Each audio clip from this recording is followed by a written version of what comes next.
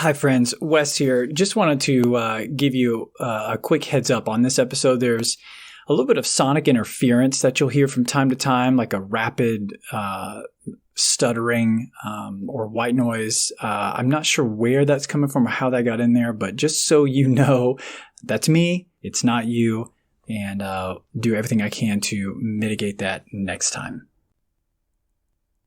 Hello, my friends. Wes Gao here, Cardinal Coaching Solutions. So glad that you joined me again here. Hope your day's going well. Hope your winter is passing well. As you can tell, we are so thankful. I'm so thankful here in the Mid-Atlantic for day number 2 of sunshine.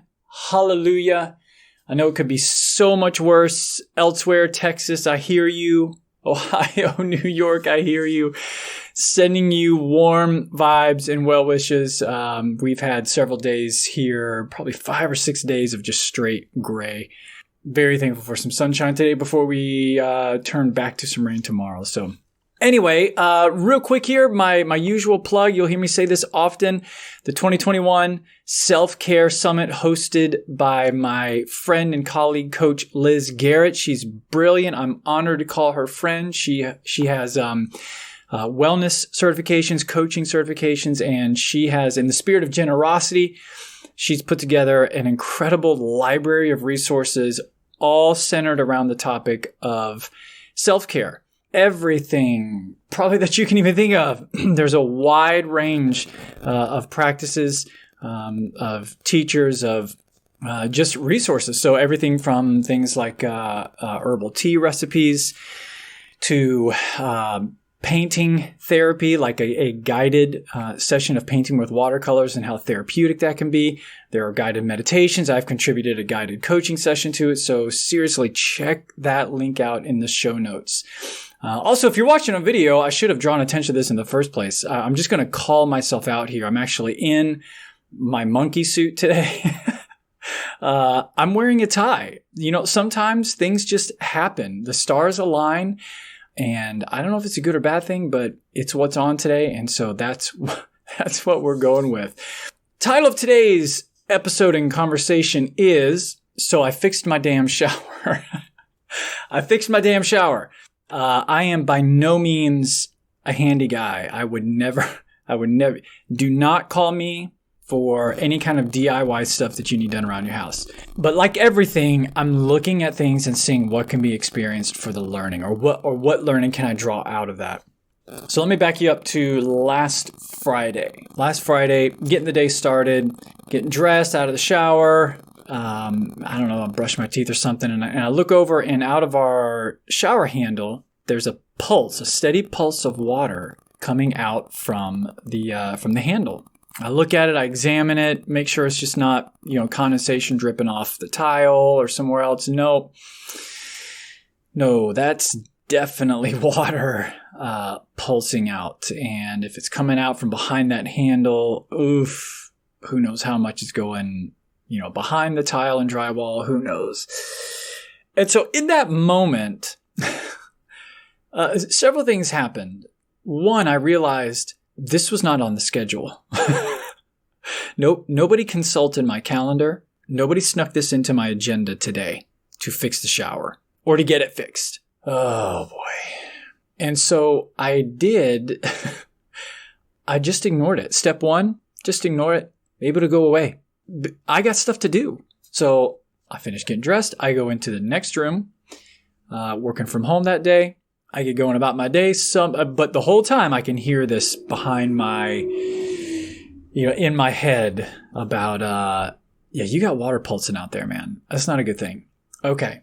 So after about an hour and a half, I finally went back in. Yeah, it didn't go away. Imagine that. Problem's still there. So my first strategy of ignore it, do nothing, was fruitless. Next thing I did. Okay. I'm going to pull out my phone. I'm going to take some video of this. So I shot some video and I sent it to all of my DIY friends that I could think of. Anyone who might know how to do it or who they can send over to do it. Because in this moment, I'd rather part with some cash than wade into the utter unknown of trying to fix this thing myself. So I sent out a bunch of texts. None of them super helpful.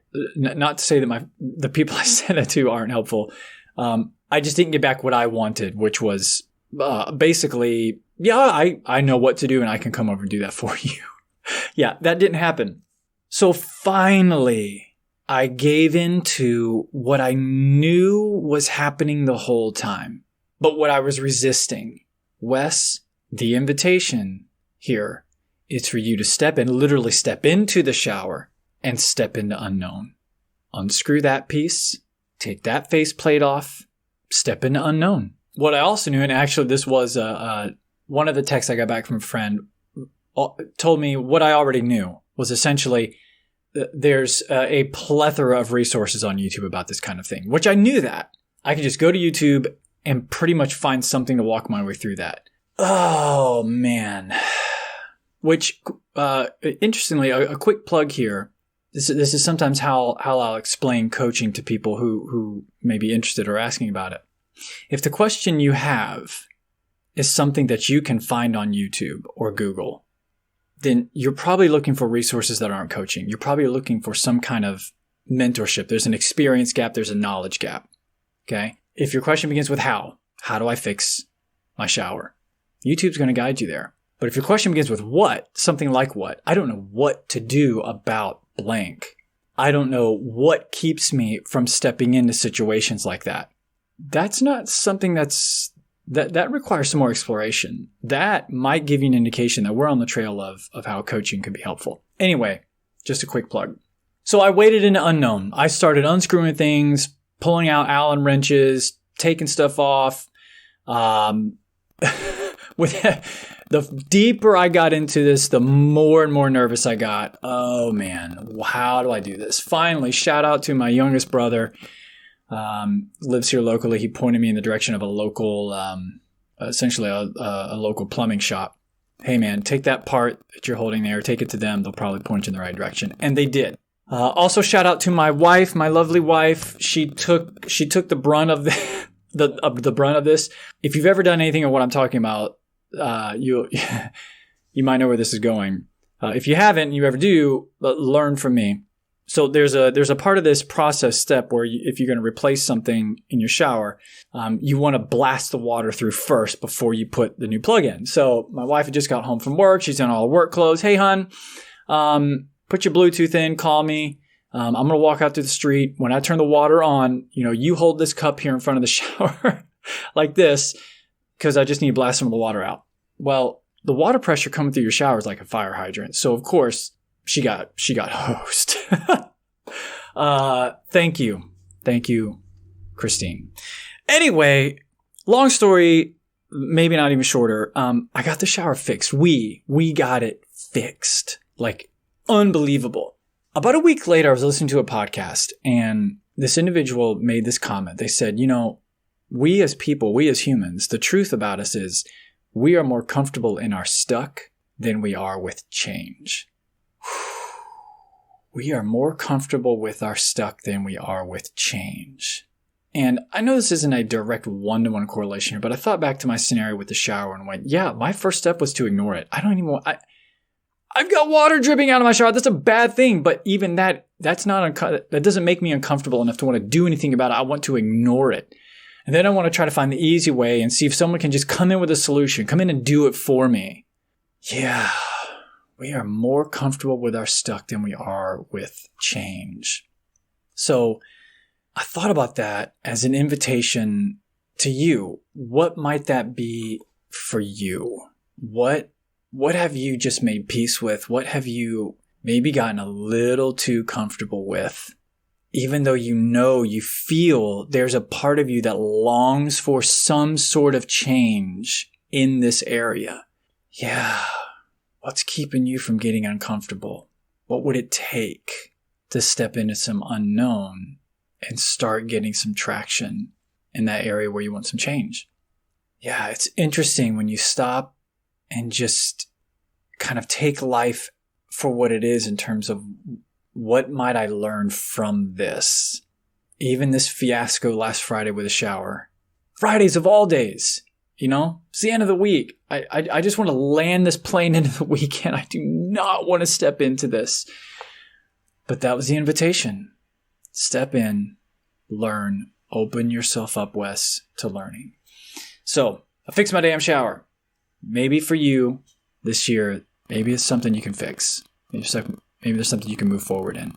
Okay, that's my DIY episode. I will never have a YouTube channel about how to fix stuff around your house.